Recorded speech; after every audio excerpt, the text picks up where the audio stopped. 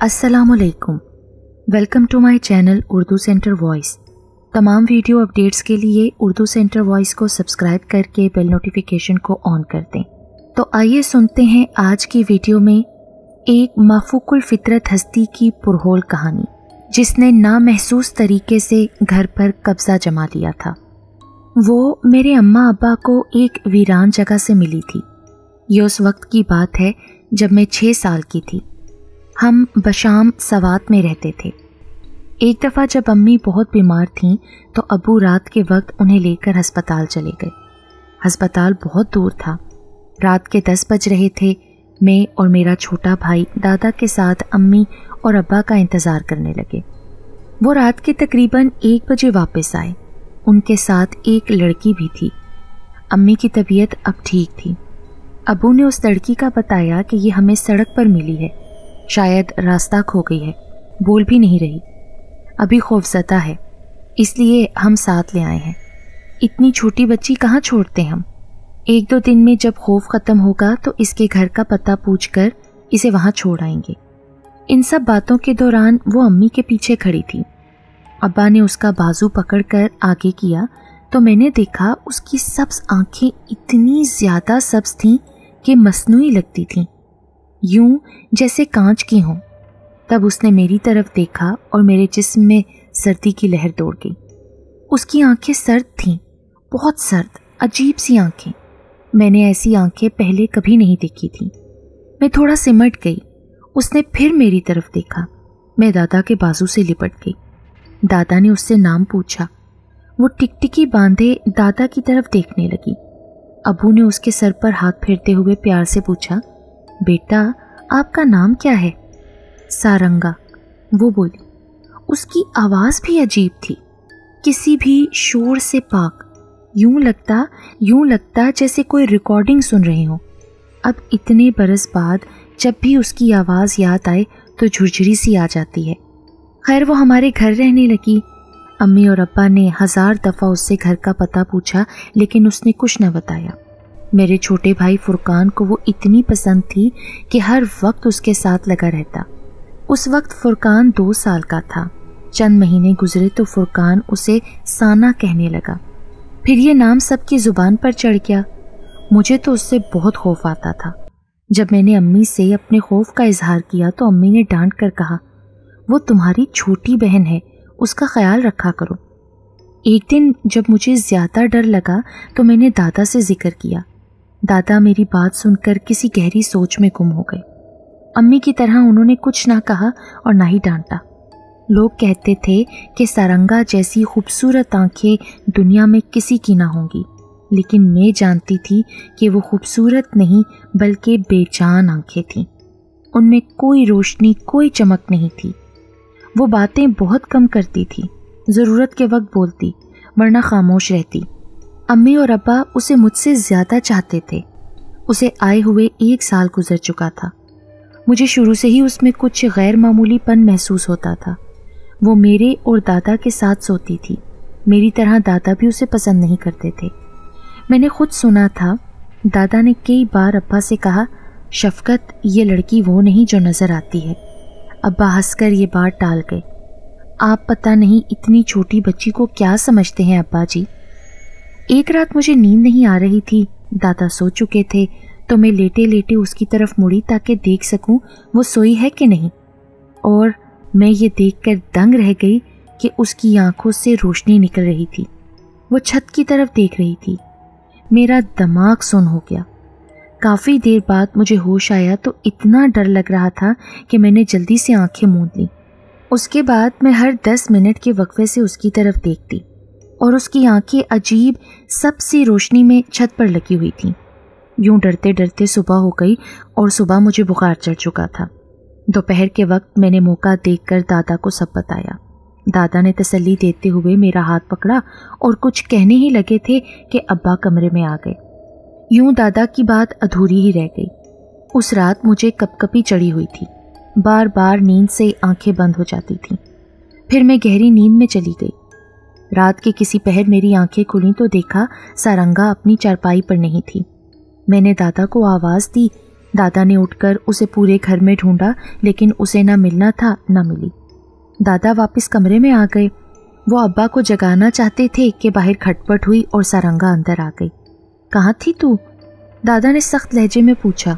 वो हमें जागता देख के चौंक गई। मैं गुस्ल खाने तक गई थी, उसने उसी सर्द लहजे में कहा। लेकिन मैंने तो गुस्ल खाने में देख लिया था। दादा के माथे पर बल पड़े। अच्छा, आप सो जाओ और आइंदा इस तरह बाहर मत निकलना। दादा ने सख्ती से उसे तंबीह की। मैंने बेसाख्ता उसकी तरफ देखा। सारंगा की आंखें आग दे रही थीं। उनमें वाज़ेह तौर पर इंतकाम की झलक थी। सुबह अजीब से शोर से मेरी आंख खुल गई। मैंने उठकर देखा तो सब रो रहे थे। मुझे डर सा महसूस हुआ। इर्द गिर्द नजरें दौड़ाईं, सारंगा कहीं नहीं थी। मेरा दिल बेसाख्ता धड़कने लगा। मैं आहिस्ता आहिस्ता चलती सहन के बीचों बीच रखी चारपाई तक आई। किसी को सफ़ेद चादर से ढक दिया गया था। मैंने धीरे से चादर चेहरे से खिसकाई और मेरी चीख निकल गई। मेरे दादा इस दुनिया से जा चुके थे। मेरे मुंह से बेसाख्ता आवाज़ें निकलने लगीं। मैं ऊंची आवाज़ में रोने लगी। मुझे यकीन ही नहीं आ रहा था। मुझे अपना सर घूमता हुआ महसूस होने लगा। मैं गिरने लगी और बेहोश होने से पहले मैंने देखा कि सारंगा दादा के सरहाने बिल्कुल सपाट चेहरा लिए बैठी थी। दादा की वफ़ात के बाद मैं सारंगा से और भी ज़्यादा डरने लगी, लेकिन घर में उस रात का जिक्र न किया। जब भी बताने का फैसला करती, ना जाने मुझे क्या हो जाता। रोज़ सोचती थी आज अम्मी को बताऊंगी, लेकिन फिर जब अम्मी अकेली होती तो मैं सब भूल जाया करती थी। इस तरह 1 साल मज़ीद गुजर गया। अब मैं, सारंगा और फुरकान एक ही कमरे में सोते थे। फुरकान अब दादा की चारपाई पर सो जाता था। वो रात को बेसुध सोता और सुबह जागता, लेकिन मेरी अक्सर पूरी रात आंखों में कटती थी। उन दिनों बारिशों का मौसम था। तब अब्बू से गांव के किसी आदमी ने कहा कि उन्होंने सारंगा को मगरिब की नमाज के बाद बड़ी नहर के पास देखा है। अब्बू को यकीन ही नहीं आया। उन्हें सारंगा पे बहुत भरोसा था, लेकिन अक्सर लोग जब यही कहने लगे तो अम्मी ने सख्ती से उससे बाज़ परस की। उस वक्त तो वो चुप रही और खामोशी से सुनती रही। अगली दिन अम्मी को रात के वक्त फॉलिज का हमला हो गया। उनके बदन का एक हिस्सा बिल्कुल सुन्न हो चुका था। अब वो बोल भी नहीं सकती थी। इस दौरान मैं अम्मी के साथ 1 हफ्ता अस्पताल रही। हमारे साथ दिन के वक्त अब्बा होते और रात को मामू आ जाते, तो फिर अब्बा घर चले जाते। 1 हफ्ते बाद अम्मी घर आ गईं। मैंने अम्मी को चारपाई पर लेटाया। उस वक्त सारंगा कमरे में नहीं थी। बाद में जब अम्मी को दलिया खिला रही थी तब वो कमरे में आई। अम्मी उसकी तरफ देखकर मुंह से अजीब सी आवाज़ें निकालने लगीं। वो कुछ कह रही थी, लेकिन हमारी समझ में अम्मी की कोई बात नहीं आई। अचानक उन पर कपकपी चढ़ गई। अब्बू ने उलझन भरी नज़रों से मुझे देखा और मैं शल रह गई। मैं समझ गई थी कि अम्मी क्या कह रही हैं। उस दिन के बाद मैंने कभी सारंगा को अम्मी के करीब आने नहीं दिया। अम्मी के सारे काम मैं खुद किया करती थी। फुरकान से भी उसको दूर रखने की हर मुमकिन कोशिश करती, लेकिन वो मुझे और अम्मी से ज़्यादा उसे चाहता था। वो उसे साना कहता और सारा दिन उसके दुपट्टे का पल्लू पकड़े रखता। मैं खाना खिलाती तो रोने लगता और ना खाता। जब सारंगा खिलाती तो हंसी खुशी खा लेता। सारंगा ने उसे अम्मी से ज़्यादा पाल पोस के बड़ा किया था। अब वो 1 मिनट भी उससे अलग ना रहता। अब्बू जब भी अम्मी के साथ बैठते वो इशारों में सारंगा की तरफ इशारा करती और फिर दरवाजे की तरफ। शायद वो अब्बू से सारंगा को घर से निकालने की बात करती थी या कुछ और। उन दिनों अम्मी बहुत चिड़चिड़ी हो गई थी। बात बात पर रोती और बर्तन उठा के मारती। उस दिन अम्मी ने इशारों में फुरकान का पूछा तो मैंने उसे आवाज़ दी। वो सारंगा का हाथ पकड़े आ गया। अम्मी ने तो पहले काफ़ी देर दोनों को देखा और फिर ग्लास उठाकर उसके मुंह पर दे मारा। उसकी आंख के ऊपर माथे पे जख्म लग गया। सारंगा दुपट्टे से आंख दबाते बाहर निकली और फुरकान जोर जोर से रोने लगा। साथ साथ वो अम्मी को बुरा भी कह रहा था। मैं अम्मी को चादर ओढ़ाकर फुरकान को चुप करवाने बाहर ले आई। काफ़ी देर बाद जब फुरकान को सुला के मैंने देखा तो सारंगा गायब थी।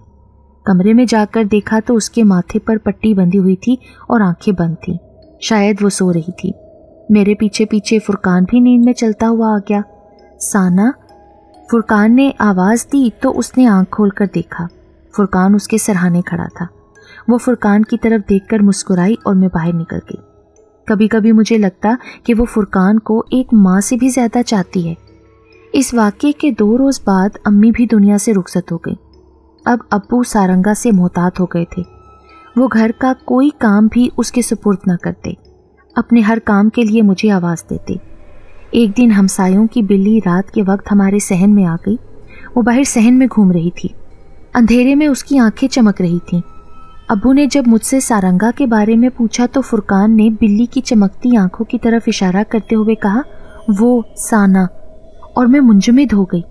क्या फुरकान को भी पता चल गया था यही कि वो इंसान नहीं कोई और पुरस्कार मखलूक है? एक दिन आखिर अब्बू ने तन्हाई में मुझे कहा कि सारंगा बड़ी अजीब लड़की है।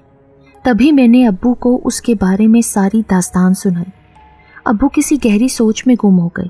अगले दिन अब्बू किसी आलिम को लेकर आए। उस आलिम ने एक पूरी रात घर के सहन में चिल्ला काटा और सुबह के वक्त उन्होंने अब्बू से जाते हुए कहा, शफकत साहब, आप और आपके घर वालों को वहम हो रहा है। आपके घर में कुछ भी गैर मामूली नहीं है। मैंने पूरी रात घर का कोना कोना देख लिया। वो लड़की तो सोती रही थी। आप दिल से वहम निकाल दें और रोज़ाना 4 कुल पढ़ के घर के कोने कोने में छिड़काव किया करें। अबू मुतमईन हो गए, लेकिन मैं जानती थी कि वो आलिम दीन को धोखा देने में कामयाब रही थी। जब आलिम सहन में चिल्ला काट रहे थे तब मैंने बार बार किसी खौफ से रात को उठ उठ कर सारंगा की तरफ देखा था। उस वक्त जैसे सारंगा के अंदर जान ही नहीं थी। वो बेसुध आंखें बंद करके किसी बेजान लाशे की तरह पड़ी हुई थी। मैंने काफ़ी गौर से देखा था। उस वक्त उसकी सांस भी नहीं चल रही थी। वहाँ बिल्कुल खामोशी थी, मुकम्मल खामोशी। उस आलिम के जाने के बाद मैं सहन में सफाई कर रही थी, तब सारंगा मेरे पास आई। मैंने मुड़ के देखा तो वो मेरे पीछे खड़ी थी। तुम कुछ भी करो, मैं तब तक तुम्हारे साथ रहूंगी जब तक तुम रहोगी। मुझे निकालने की कोशिशें छोड़ दो।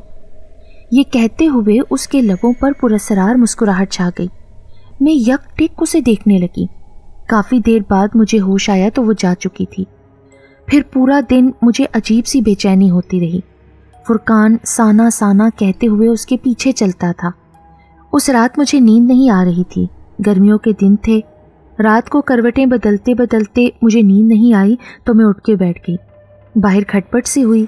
शायद सहन में बंधी हमारी बकरी उछल रही थी। मैंने सारंगा की तरफ देखा तो वो सो रही थी। अबू भी हमारे साथ सोने लगे थे। मैंने उनको जगाया तो वो लालटेन रोशन करके सहन में आए। मैं भी उनके पीछे पीछे थी। सहन में हमने इधर उधर हर जगह देखा मगर कुछ भी न था। बकरी अब जोरदार आवाज़ें निकालने लगी। तब हमने करीब जाकर देखा तो बकरी से ज़रा से फासले पर एक बड़ा सा सांप लहरा रहा था। अब्बू ने फौरन घर के कोने पर रखा बेलचा उठा लिया। सांप अब फुनकार रहा था। अब्बू ने जब बेलचे से वार किया तो वो उसके सर के थोड़ा नीचे ज़मीन से टकरा के रह गया। देखते ही देखते सांप मुड़ के दीवार पर चढ़ गया। दीवार बहुत पुरानी थी और बिल्कुल ढहने वाली थी। अब्बू ने जब बेलचे से दीवार पर लगातार वार किए तो उसके दरमियान से एक पत्थर निकल गया और पूरी दीवार गिरने लगी। सांप नीचे था और ऊपर दीवार का मलबा था। सिर्फ उसका सर बच गया था। मुझे कराहियत सी महसूस होने लगी। मुझसे ये क्रिया मंजर ज्यादा देर तक देखा ना गया और मैं वापस कमरे में आ गई। अंदर आकर देखा सारंगा उसी तरह सो रही थी। अब्बू भी बकरी को सहन के दूसरे कोने में बांध कर आ गए और अपनी जगह लेट गए। सुबह जब मैं उठकर नाश्ता बना रही थी तो कमरे से शोर की आवाज़ें आने लगीं। मैं भागकर कमरे में गई तो फुरकान रो रहा था और अब्बू सारंगा के सरहाने खड़े थे। मैंने घबराकर उसकी तरफ देखा। वहाँ सकूत था, मुकम्मल सकूत। ज़रा सी देर में इर्द गिर्द के लोग इकट्ठे हो गए। फुरकान चीख रहा था। उसे रोते देखकर मेरे भी आंसू निकल आए। अब सारंगा की मौत के बाद एक एक पल मेरी आंखों के सामने घूम रहा था। सारंगा को आखिरी गुस्ल देने के लिए मदरसे की बाजी ने मुझसे कहा, तुम ये काम अंजाम दो। मैं चूंकि उसकी एक ही इकलौती बहन थी तो ये जिम्मेदारी खुद ब खुद मुझ पर आ गई थी। मैंने गुस्ल देते वक्त देखा कि उसका जिस्म लहू लहान था। हड्डियां तक टूटी हुई थीं और गर्दन से नीचे हंस की हड्डी के पास जख्म था, बिल्कुल वही बेलचे का निशान। मैं रात को ही जान गई थी कि सारंगा जा चुकी है। ये उसके 5 साल बाद का जिक्र है। डॉक्टर ने आकर मुझे मुबारकबाद दी। मुबारक हो, बेटी हुई है। मैं तमानियत से मुस्कुराती।